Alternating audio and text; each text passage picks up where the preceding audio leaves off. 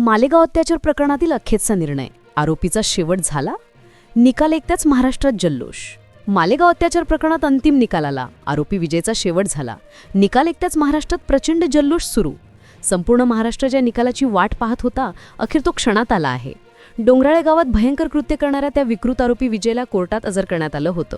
लोकांना वाटत होतं कोर्ट फक्त पुढची तारीख देईल, पण कोर्टाने जे केलं, तसेच सरकारने जो निर्णय घेतला, तो ऐकून संपूर्ण महाराष्ट्रात एक समाधानाची लाट निर्माण झाली आहे. अशी शिक्षा होणार की ती ऐकून तो आरोपी जमिनीवर पडून रडू लागला.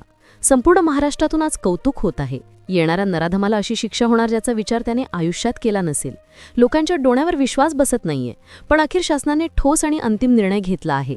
आतापर्यंत 3 ते 4 वेळा या दृष्ट व्यक्तीला कोर्टात हजर केलं होतं. प्रत्येक वेळा पुढची तारीख देण्यात येत होती. लोकांचा राग इकडे वाढत होता. न्यायव्यवस्था अगदी धीम्या गतीने चालू आहे अशी समजूत झाली होती. डोंगराळे गावात कडक उपोषण सुरू झालं होतं. हे उपोषण इतकं टोकाला गेलं होतं की उपोषणकर्ते दवाखान्यात ॲडमिट झाले होते. पण अखेर सरकारने तो निर्णय घेतला, इतका कडक निर्णय घेतला की अखेर ते उपोषण मागे घेतलं.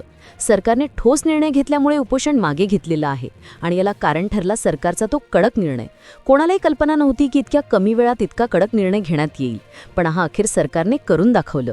आजपर्यंत अनेक अत्याचाराचे प्रसंग महाराष्ट्रात घडले आहे, पण प्रत्येक वेळा न्याय मिळायला उशीर झाला अशी लोकांचं म्हणणं होतं. पण अखेर या प्रकरणांमध्ये जो वेग दाखवला आहे तो अकल्प आहे. कोणी विचारही केला नव्हता की इतक्या वेगाने या प्रकरणाचा फैसला होईल. अखेर जे व्हायचं होतं ते न होता संपूर्ण महाराष्ट्राच्या मनात जे होतं ते घडलं आहे. आता अशी शिक्षा मिळणार की जी ऐकून त्या नराधमाचा आत्मा देखील घाबरला आहे, कारण आरोपीचा शेवट झाला म्हणजे झालाच असं आता ठरलं आहे. 16 नोव्हेंबरला मालेगावातील डोंगराळे गावात 3.5 वर्षाच्या चिमुकलीवर अत्याचार करून तिची क्रूरपणे हत्या करणारा आरोपी विजय याला अतिशय कठोर सजा द्या अशी मागणी संपूर्ण राज्यातून होत होती. पण 3 वेळा याला न्यायाधीशांसमोर हजर करण्यात आलं आणि 3ही वेळा पुढची तारीख देण्यात आली. लोकांना वाटत होतं की आता काही होणार नाही, अतिशय हळूगतीने काम चालू आहे.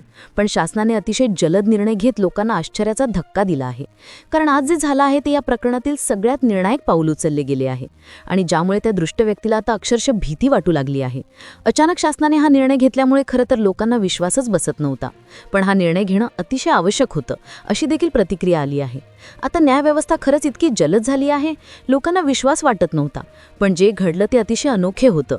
शासनाला अखेर निर्णय घेणे भागच पडले, कारण की जर पुढची वेळ देत राहिले असते तर आंदोलनाची उपोषणाची तीव्रता वाढवणार असं डोंगरजरी गावातील ग्रामस्थांनी सांगितलं होतं. तिकडे उपोषण सुरू होता. उपोषणात पीडित मुलीचे वडील यांची प्रकृती ढासळली होती. त्यांना रुग्णालयात हलवलं होतं. तसेच इतर उपोषणकर्ते जे आहेत तर ते देखील अशक्त पडले होते. आणि अखेर राज्याचे शिक्षण मंत्री तसेच मालेगावचे पालकमंत्री दादा भुसे यांनी तिथे जाऊन चळवळ करणाऱ्यांना एक लेखी आश्वासन दिलं आणि त्या निकालाची माहिती दिली. आणि यामुळे हे आंदोलन अखेर थांबलं आहे.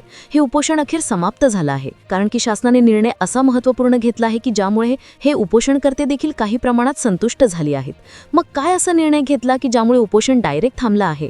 कोणती अशी अतिशय कठोर शिक्षा होणार आहे की ज्यामुळे विकृत व्यक्तीचा आत्मा देखील थरथरू लागला आहे?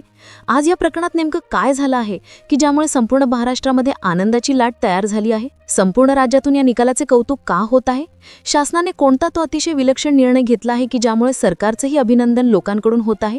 या प्रकरणात काय महत्त्वाची घडामोडी घडली आहे, काय निर्णय घेतला आहे, चला जाणून घेऊया या प्रकरणाचा डिटेल रिपोर्ट. 16 नोव्हेंबर महाराष्ट्रासाठी इतिहासातील सगळ्यात दुर्दैवी दिवस, ज्या दिवशी एका 3.5 वर्षाच्या निरागस मुलीला एका 24 वर्षाच्या नराधमाने एखाद्या जनावरासारखी तिच्यावर अत्याचार करून तिचा प्राण घेतला. अखेर या प्रकरणाला तब्बल 15 दिवसांहून अधिक अवधी गेलेला आहे. संपूर्ण महाराष्ट्र या प्रकरणात काय न्याय मिळतो याच्याकडे उत्सुकतेने कान उघडे करून प्रत्येकाचं लक्ष होतं.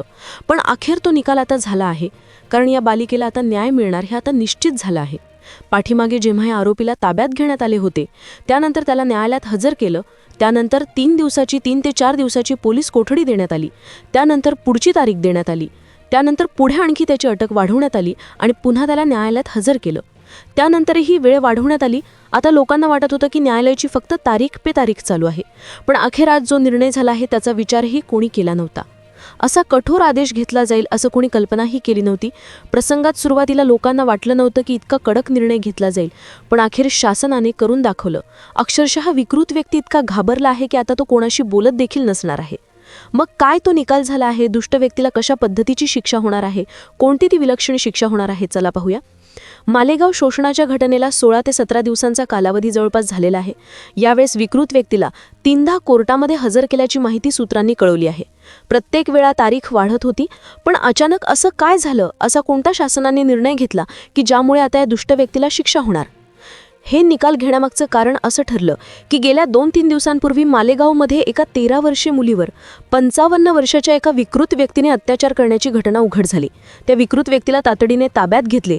13 वर्षाची मुलगी विशेष गरजा असलेली होती आणि त्यामुळे तिचा फायदा घेऊन या दुष्ट व्यक्तीने तिला स्कूटीवर बसवलं आणि एका एकाकी स्थळी नेऊन तिच्यावर अत्याचार केला. आता या प्रकरणात त्या आरोपीला अगदी काही तासातच अटक करून त्याला न्यायालयात हजर केलं आणि त्याचा देखील फैसला अगदी जलद गतीने सुरू आहे. आता आधीच डोंगरझरी प्रकरण, त्यानंतर मालेगावातला दुसरा प्रसंग, यामुळे आता संपूर्ण महाराष्ट्र अगदी व्यथित होता. डोंगरझरी गावातली काही लोक तसेच मुलीचे आई वडील किंवा इतर नातेवाईक हे सगळे उपोषणला बसले होते. उपोषण अगदी तीव्र केलं होतं. उपोषण इतकं तीव्र झालं की ते उपोषणात मुलीच्या वडिलांना दवाखान्यात न्यावे लागले. बाकीचे उपोषणकर्ते जे आहेत त्यांची देखील प्रकृती अगदी खालावली होती. म्हणून परिस्थिती पाहता शासनाने हा निर्णय घेतला आणि मंत्री दादा भुसे यांनी अगदी लेखी त्यांना सांगितलं की तो निकाल काय आहे आणि अखेर या निर्णयाचा परिणाम म्हणून त्या चळवळ जी उपोषण आहे तर ते सोडण्यात आलं. अखेर दादा भुसे यांच्या हस्ते या उपोषणकर्त्यांना रस पाजण्यात आलं आणि हे आंदोलन थांबलं. आता आंदोलन थांबलं याचाच अर्थ शासनाने ठोस निर्णय घेतला आहे. असा निकाल की ज्यामुळे आंदोलनकर्त्यांचे काही अंशी समाधान झालं आहे. मग तो निर्णय नेमका काय आहे, काय तो आदेश आहे ज्यामुळे आंदोलन थांबलं, अगदी टोकाचं उपोषण थांबलं आहे? अखंड उपोषण सुरू केलं होतं तेही उपोषण आता थांबलं आहे.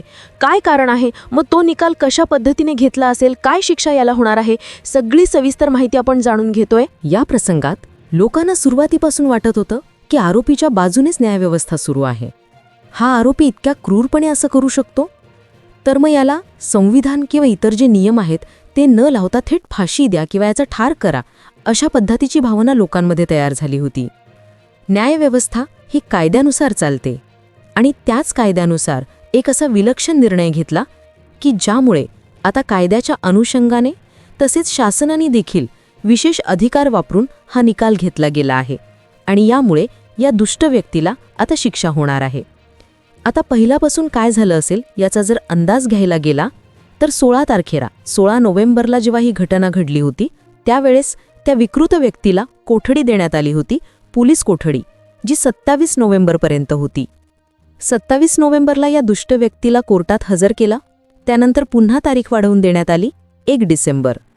1 डिसेंबरपर्यंत या विकृत व्यक्तीला पुन्हा पोलीस कोठडी देण्यात आली होती. आता दोन्ही वेळेस पोलीस कोठडी देण्यात येत असताना आता लोकांना असं वाटू लागलं होतं की आता हे फक्त तारीख पे तारीख सुरू आहे.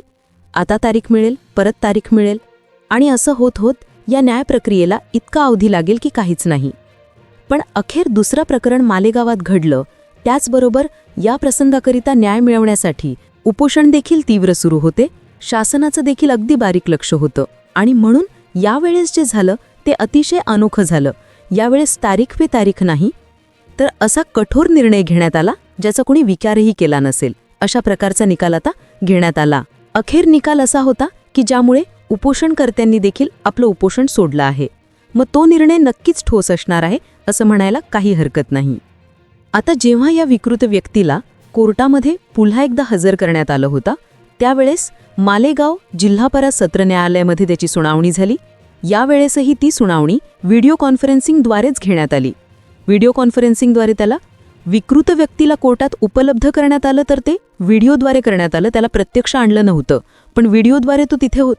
न्यायालयाने दोन्ही बाजूंचा वादविवाद ऐकला. न्यायालयाने सगळ्या गोष्टी व्यवस्थित ऐकून घेतल्या आणि त्यानंतर जे झालं याचा कोणी विचारच केला नव्हता. आता याआधी तारीख पे तारीख सुरू होती. आधीची तारीख, पुढची तारीख, मागची तारीख, या पद्धतीने सुरू होतं. लोकांना वाटत होतं की याही वेळेस तारीख मिळेल आणि यावेळेस विलक्षण झालं. यावेळेस काय झालं बघा, 11 डिसेंबरपर्यंत या विकृत व्यक्तीला न्यायालयीन कोठडी सुनावली आहे. न्यायालयीन कोठडी म्हणजेच जेसी, ते जेसी याला सुनावण्यात आली आहे.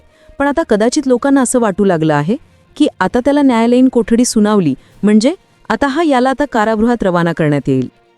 पण दुसरा जो निर्णय घेण्यात आला तो अतिशय महत्त्वाचा आहे. या प्रसंगात आता निकम साहेब, उज्ज्वल निकम यांना आता शासनाच्याकडून वकील ठरवण्यात आलेला आहे आणि ही केस आता अगदी जलद गतीने चालणार आहे अशी देखील महत्त्वाची माहिती याच्यात आली आहे. उज्ज्वल निकम साहेब हे एक ज्येष्ठ आणि सगळ्यात तज्ज्ञ असे वकील आहेत ज्यांची मागणी उपोषणकर्त्यांनी देखील केली होती की उज्ज्वल निकम साहेबांना याच्यात मध्ये नियुक्त करा आणि ती मागणी मान्य झाली आणि ज्यामुळे आता या प्रकरणात अतिशय वेगाने आणि या दुष्ट व्यक्तीला अशी कठोरातली कठोर सजा होणार आहे की जी त्यांनी कधी विचारही केला नसेल. डोंगराळे गावात न्यायाच्या मागणीसाठी सुरू असलेले उपोषण त्याच्यामधली प्रमुख मागणी होती की उज्ज्वल निकम यांना या केसमध्ये सामील करून घ्या, तर ते सरकारने करून दाखवले आहेत आणि त्यामुळे उपोषणकर्त्यांचे देखील समाधान झालेलं आहे. आता अर्थात पुढची तारीख जरी मिळाली असली तरी पुढच्या तारखेच्या वेळेस जेव्हा कोर्टात याला हजर करण्यात येईल त्यावेळेस तिथे उज्ज्वल निकम हे तिथे असणार आहेत आणि ज्यामुळे या प्रकरणाला आता खूप वेग येणार आहे अशी आशा आता निर्माण होताना दिसत आहे. नक्कीच येणारा नाराध्यमाला कठोर शिक्षा होणार हे आता जवळपास फिक्स झालं आहे. आता या कालच्या घडामोडींवर तुमचं काय मत आहे नक्की कमेंट करून कळवा. चॅनेलवर नवीन असाल तर सबस्क्राईब करा.